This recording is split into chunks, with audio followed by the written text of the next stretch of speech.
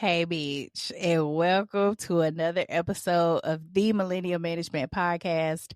I am your host, Brandy, the Millennial Manager, and today is Monday, bitch. If you are inside of Patreon, if you are outside of Patreon, ho, it's Wednesday. No matter what day you are listening to me, bitch, I hope you are having a good motherfucking day. I also hope that you ain't letting them bitches at your motherfucking job get you down, ho, because we don't do that. They got a motherfucking attitude, so what, bitch? I ain't got no motherfucking attitude. I'm not finna let you bring me down. I'm not finna let you piss me off either. Okay?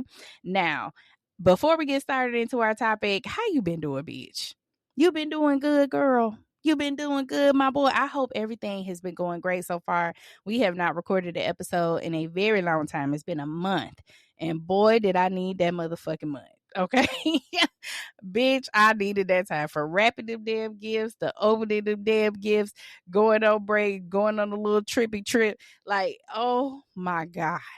I needed that time to recoup. I needed that time to get myself together because amongst all of this, y'all, a bitch still work.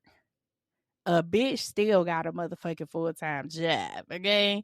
So I just want to say I appreciate y'all for giving me that time and that space. I also appreciate everyone who has been donating. If you do not know, one of my employees was recently diagnosed with cancer.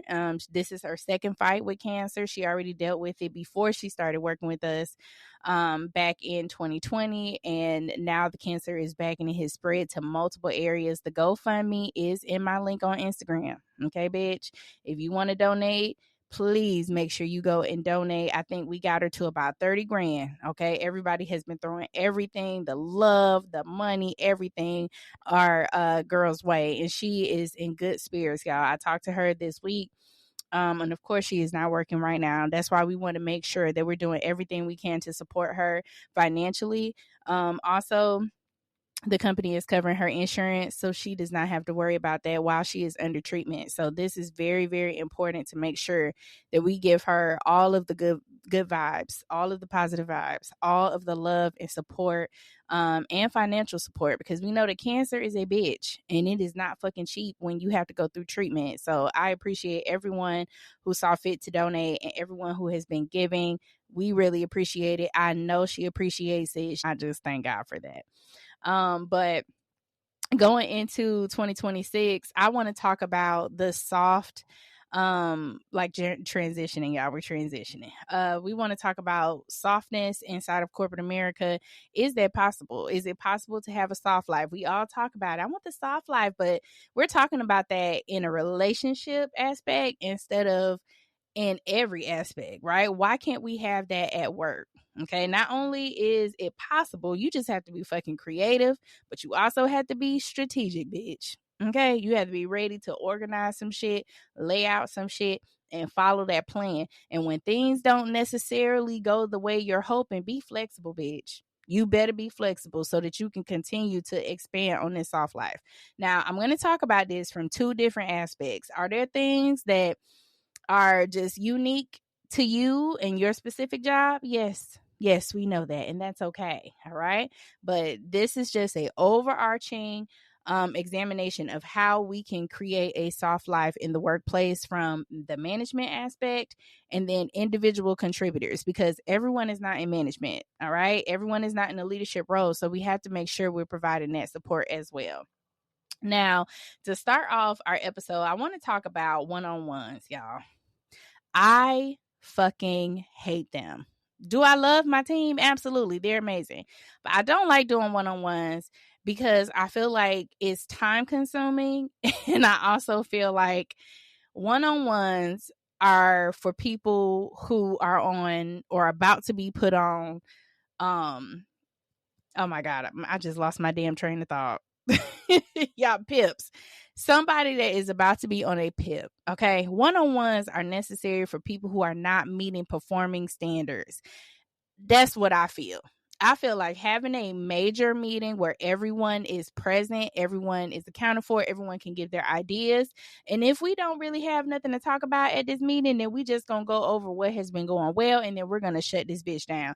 We don't need to be on one-on-ones. So what I want to talk about is if it's possible, now, if this is not something that you can do in your job, then hush. Okay, this ain't for you.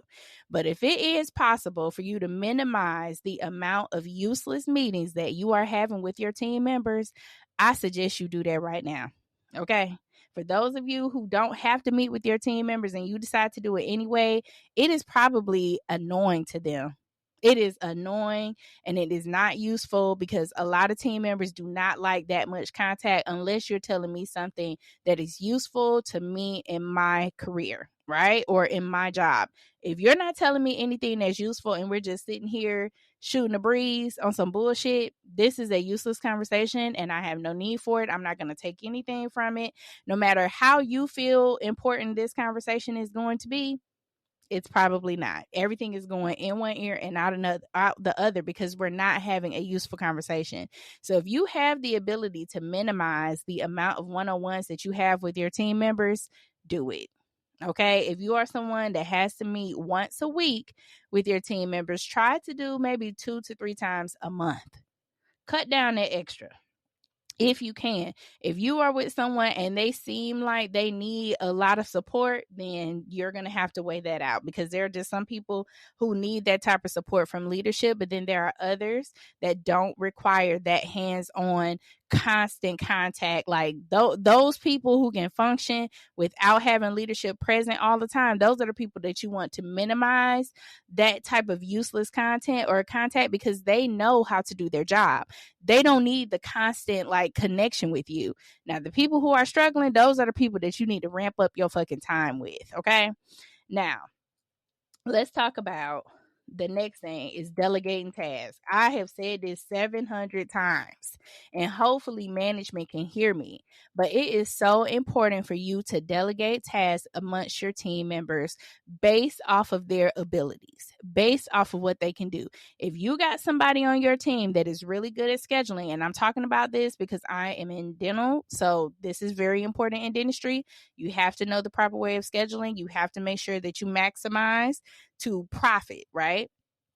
If you have somebody on your team who is really good at that, you have someone that is really good at scheduling, who knows how to do that maze, you have somebody that's really good at treatment planning, meaning they know how to sell treatment. You treatment plan based off of what the doctor diagnosed, but you make sure that you tell the patient, this is what your insurance is going to pay. This is what you're going to pay.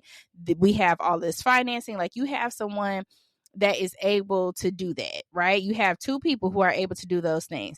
Now, why in God's green earth will I give the person who is great at scheduling, who knows how to do this job, give her something about treatment planning? Why would I do that? Why will I do that? Now, you can say cross-train, yes, but you need to properly train this person so that they are able to effectively do that job. If you just give somebody a responsibility that they have never had, you've never trained them, you've never walked through the process with them, how do you think it's going to perform? How do you think they're going to do? They're going to suck. Exactly. It doesn't make sense to do that. You have to do things that make sense. This is where you got to cut out all that extra bullshit. Okay, we keep the meat of what is essential in a person's role and responsibility. Do not give them tasks that do not line up with their skill and ability of what they can do. Do you hear me, bitch? You are going to create so much frustration for yourself and also for them, which then leads to people leaving. You have high turnover because you're not listening to your team. Okay, this last part, listen to your damn team, y'all. This will, like, I swear, it will alleviate so much pressure in management if we listened to our team members. Really listen, not listen just to write off what they said or to say that we heard them, but listen and actually apply the things that they're requesting, especially if it's something we can actually do. Now, bullshit, we know we can't do bullshit. We know we can't, make it to where it's every single person gets every single thing that they want, but we can meet in the middle. We can find that sweet spot. Try to find the sweet spot for your team. Please make an effort to do so. It makes it so much easier when your team knows I can go to Brandy and I can communicate a concern to Brandy, and she's going to do everything she possibly can to make sure that what comes back to me is either as close to what I requested as possible, if not what I requested, period. Because they know that I will go to bat for them. It is that much confidence should be from your team to you. Okay. Please cut out the unnecessary meetings, the unnecessary bullshit, because it is a waste of people's time. Seriously. Okay. You have to be strategic with how you line up your day. The last thing that I want to talk about, we're going into individual contributors. Listen, ma'ams and sirs, you get an email from your manager. Okay. The minute that you get that email, you are automatically typing a fucking response. You haven't even had time to properly think out what you're going to say. You haven't even thought about, okay, let me line this up. Let me organize this thought. Stop responding to everything so fast. It creates stress. It also creates a lot of anxiety because you are just like, I have to respond right now. That email can wait 20 minutes. 20 minutes gives you the time to write out every little detail that you want to put in this email and then organize it, send it, and it's a clear thought. Stop sending your first thought directly to that person. You don't have to do that. So if you are an individual contributor, and this is actually can stretch out into management, think a little bit before you respond. Take your time, because if you respond very fast, you're not going to have time to really think out what you want to say. And then also it's going to be a lot of space for unanswered questions where people are going to have to come back. So you want to hit all of the bullet points of what their questions could be, so that when they go and read that email, as many, if not all, of their questions are answered just in that one email because you took your time to respond. Okay? Take your fucking time. Stop being so damn quick. Okay? You ain't got to be Kermit. Slow down, bitch. Document your soft wins. Y'all, a lot of times in work, everything can be repetitive. You feel like I just clock in, I sit down on my computer, I go boop, deep, boop, deep, boop, and then I just, go to lunch and then I go home. Document your soft wins, things that you have accomplished while you have been in this position. This is going to help you going forward when you also request a raise. I talked about that in a video over the weekend about making sure that you go in and have the knowledge of, okay, these are the things that I have done. I can articulate myself like this because I have kept track of how I have increased production. I'm just speaking in like a, dentistry, because my job is production based. So I have to make sure that each office is meeting every single goal every single month. And then out the year or throughout the year, we track how well the office has improved from August 2025 to August 2024. Like, how well did we do? Let's compare those 2 months and see how well we improved or how much we improved. What was different during that time? August 2024, we had, 2 doctors. In August 2025, we have 1 doctor, but I still surpassed that goal from August 2024. That's what I'm talking about. Keeping track of your soft wins. And nobody is going to keep track of them for you. Seriously. Nobody is going to be sitting there being like, oh my gosh, Brandy, back in such and such, you helped us figure out this issue with operational. I'm trying not to talk clinically to you guys, but you know what I'm saying. Nobody's going to keep track of the things that you are doing in your job. They're just not. Nobody's going to keep track that I called this vendor 17 times and got them to line up the plugs inside of the operatory. Nobody is going to think about the times that I had to bring in tech support and go into the office and make sure these things were lined up. Nobody's going to keep track of those things. Who is going to keep track of that? Me. I have to keep track of my soft wins, and those small wins, that shit adds up. And it really paints a picture for you when you go back and you say, okay, these are all of my soft wins that I did from 2025. And I want y'all to start today. Start today, bitch. 2026 is still early. We ain't even did shit last week. Ain't nothing even happened. That's why I didn't push the episode through last week, because I'm like, what are we doing? Let's give it a week. And let's get to it on the 12th, okay? If you have things that you have done so far, start tracking them. It breaks up your days. It breaks up the time that you have been with the company, and it puts shit into perspective. So when you go in and you start asking for money, because you need to have tangible, you need to have tangible items and things that you have done and brought to the table that has made this company successful. You have to list them. You cannot just say, well, one day I did this and like Wednesday. No, go back from the beginning. In January 2025, these are my top soft wins for the month. These are the things that I did. Okay, especially for those of you who are in a new capacity. I know that a lot of people have been laid off, so roles have been merged. This is a great time for you to document your soft wins and say, you know what, this is how my winning season is looking. This is how my 2026 is looking so far. So if you can track back to December of 2025 and you can remember some of those things that you did, great. If you cannot, start today. There's nothing wrong with it. Start right now and keep track of it from right now. Listen, lastly, y'all need to create boundaries. This also stretches across management. You need to create boundaries. Okay. And I'm so serious. If the day ends at 5:00, bitch, so do you. You're not going to get a cookie. You're not going to get an award for overworking. Okay. And you need to be clear about that, not only to them, but to yourself, because I feel like sometimes we don't necessarily know where the boundary is for us. And we have to make that boundary ourselves. If you don't, people are going to abuse it. And so will you, bitch. And then you're going to be pissed the fuck off. Then you're going to be mad. And from that, you can't be mad at nobody but your motherfucking self because you did not put a boundary in place. So make sure that you put a boundary in place. Make sure that you are documenting your soft wins. And also slow respond. Do not respond fast. You get an email from your boss. Take a couple minutes. Really soak in that fucking email and then respond. Because if you rush into that thing, responding quickly, you are not going to answer any questions that anybody has for you. And you're going to be pissed the fuck off. You understand me, ho? Say yes. Thank you very much, bitch. All right. Now, what we're going to do is get into our emails. Let me see. Okay. So, oh, this is good, bitch. This is a good one. This is a good one. All right. Let me see. Okay. Hello, beautiful. Hello. How you doing, girl?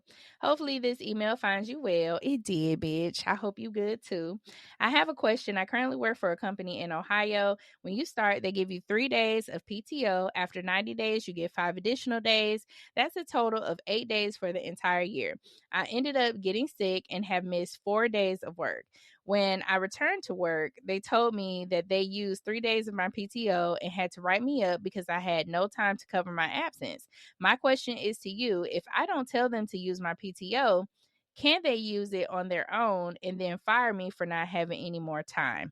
Yes. Unfortunately. Man, it also depends on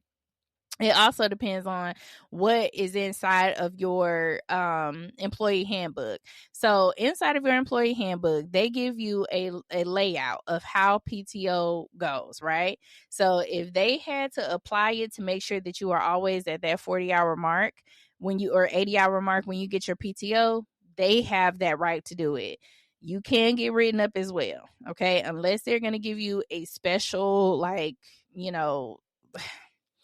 if they give you a special reason for the time off being approved and then they'll let you make it up later in the background, maybe. But unfortunately, your company really has the ability to do whatever with your fucking PTO. Really. That's why it's good to ask that question when you start with the organization. How is my time going to be split up?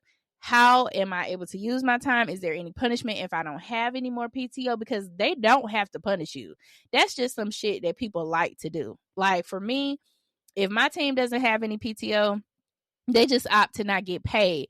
or they could just opt to not get paid and save their time. You just need to let payroll know. That's it. Like, you can go through your manager, tell your manager you want to take these days off. And since I'm the person who does the schedule, the manager gives me that time off, and then I automatically block them. So I know that this person cannot work on February 22nd and they don't want to use their time. Then I forward that information over to payroll and say paid or time off without pay. So then they know not to give this person 8 hours of PTO or 7 hours of PTO, whatever the amount of time is for that particular day. Don't give them that because they want to save their time. I wish that companies would be more flexible with how employees can use their fucking time. I feel like we lose sight on how beneficial it is to feel like you have freedom in a job. For real. The higher people move up, the more you forget that shit. That's why I do not trip on that shit. Now, there's people who may abuse it with the calling out and stuff like that, and I deal with those people, but I don't snatch it from everybody else. I also don't put the restrictions on how you can use your time. It's your motherfucking time, bitch. You can use it however the fuck you want. It's a bank. You use it how you want. And if you don't want to use it, there's no penalty. I wish companies would do that, but unfortunately they don't. And they are in control. You have to have somebody that is focused more on the well-being of the team than creating these like rules and regulations that really don't mean shit. Like, they created this, they organized this, so they can easily change it if they really fucking wanted to. But the problem is these motherfuckers don't want to, so that's why they do that. It's a power trip. So unfortunately, baby, they can do exactly what the fuck they're doing, and there's no penalty for it. Yes, they can do that. All right, let's go to this next email. This one is a long one. It says, "Good afternoon. I hope this email finds you doing well. I have a serious dilemma. Any feedback or answers that you have for me will be greatly appreciated. I'm an accounting manager for a county government office in Georgia. It was communicated to me that an employee in late 2025 that he will need to start reporting to me. Prior to this, the employee had reported directly to the controller. The controller retired at the end of 2024. Management had a difficult time with this employee, as he or she refused to report back in the office 3 days a week, mandatory. He/she has claimed FMLA, workman's comp, short-term disability with a 6-month time frame. He or she has yet to report. For some reason, I have become a target of he or she and their harmful rhetoric. He or she has made several unfounded, untrue statements about me over the course of the last 6 months, and I have been disciplined enough to not respond. Good. Thank God that you have. I continuously reached out to management for support because the tirades were exhausting.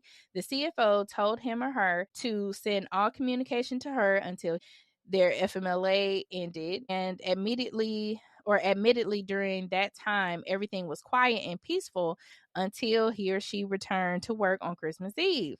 Same as before, passive aggressive emails, refusal to report to anyone, refusal to return to the office, etc. This individual was, because I'm tired of saying he or she. This individual was asked by the CFO several times to return to the office, and the reason suitable office workspace was given, and he or she will work from home until that request is satisfied. What? Out of nowhere, they unleashed on me, questioning my leadership, communication skills, and saying things like, she, because I don't want to say her name, was passed over 9 years of promotion within our department because she lacks leadership skills, and several other statements that are false and can be disproven. Needless to say, I was heated and dumbfounded. I struggled with the proper way to respond for hours until I just broke out in tears because I was angry. It's not what they said, but it's who they said or sent the email to and false claims to.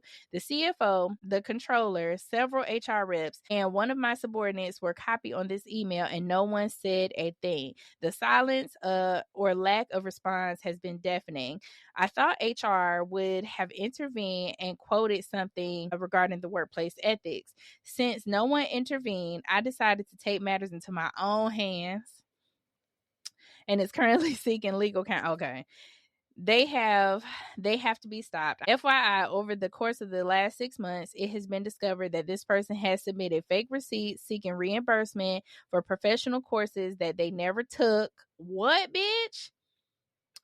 Oh my God. This person has a tax business that is currently being operated, same business hours as a job. We are paying this person $70K per year, but how your ass working this job? Oh my God. I'm at my wit's end with this employee. I love my job, but I love my peace and well-being more. But I will not bend, cave like management is doing. Thanks in advance for your time and ear. Bitch, I'm going to tell you something, and you are going to be very surprised by what I'm about to say. Your HR department and your controller and your CFO, they know this. They already know this. They're not saying anything because there is nothing needed to say. This person has been falsifying receipts. This person is blatantly refusing to go back to work, which is the order that they have received in order for them to maintain this job.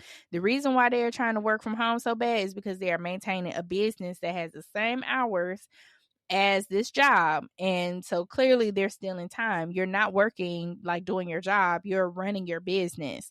And they are doing so many things in the background that you don't know about. And the reason why you cannot know about it is because you are this person's direct manager.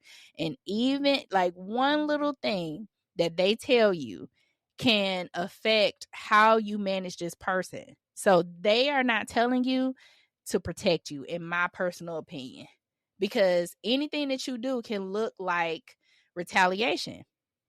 That's why you cannot know about it. That's why they're not going to tell you about it, because they have to go through their process with the attorneys in the background, and you're just going to have to be patient. I know that is a frustrating thing to hear, but I'm telling you right now, if you decide to sue this person for defamation and retaliation, it needs to be after they are fired, which is going to happen.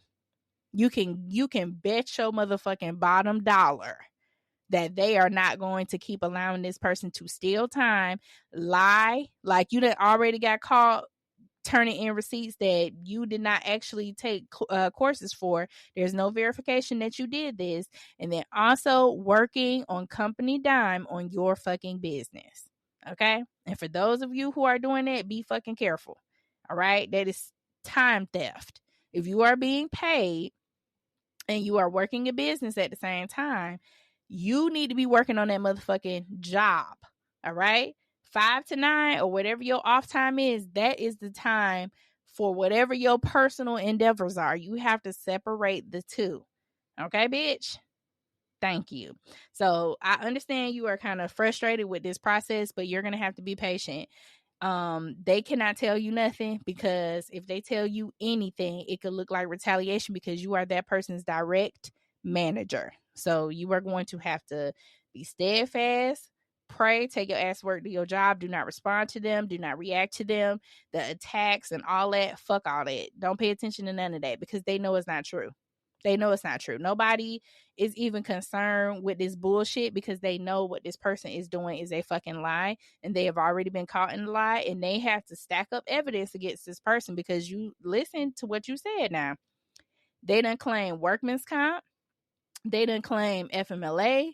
They done claim all kind of shit. So legally, they have to be very careful with how they maneuver with this person, because it could end up very fucking bad. So they have to document all this shit that's been going on through this entire process, the refusal to come back to work, the FMLA, the abuse of FMLA, and then also talking about how they lie on those courses, things that they've never done, and then working on their business, doing work time and time theft. They have to go through and prove all that. So you just need to be patient right now. They know it's not true. Everybody knows it's not true, but you're going to have to chill. You hear me, bitch? Thank you. All right. That is going to be it for today's podcast episode. I hope y'all enjoy, bitch, because I'm so happy to be fucking back. It feels good.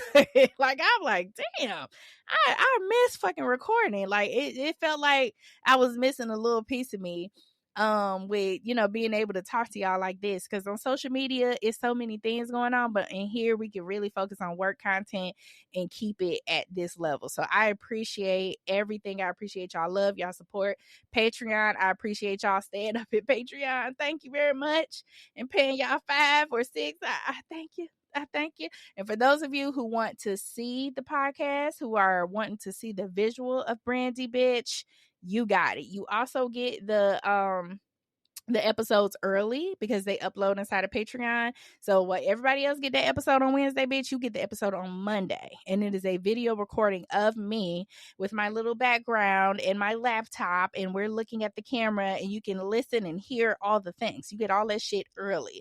So 7:30 Monday morning, Patreon is going to get this episode early. If you want to join Patreon, it is $6 to join. Our next live is going to be on this Saturday night, the 17th. So January 17th, we're going to be going live at 8:30 Eastern Standard Time. I will see y'all motherfuckers there. Okay. If you got questions, you need to send them ahead of time and label them as a Patreon member. If you want to send your complaints in a text, let me go to my Google phone, because I have a phone number for you guys. And let me get that so you can send your text messages too. So it goes directly to my cell phone when you text me on the Google Voice number, okay? All right, y'all. So the phone number is 313-242-7662. You can text your work-related concerns to that number. We'll also try our live again, where you can call in and you can, you know, be on the phone with me and we can talk about what the fuck going on at your damn job. But text your concerns there to 313-242-7662. All emails need to go to the THEE Mill MILL management pod at gmail.com. Again, that is 313-242-7662. And you want to send your emails to the THEE Mill MILL management pod POD bitch at gmail.com. Do you hear me, ho? Thank you very much. Now, y'all have a good ass day, bitch, and I will see y'all hoes later. Bye. If you like the show, please take a moment to rate, review, and subscribe. It really does help the show to grow. Thank you for listening.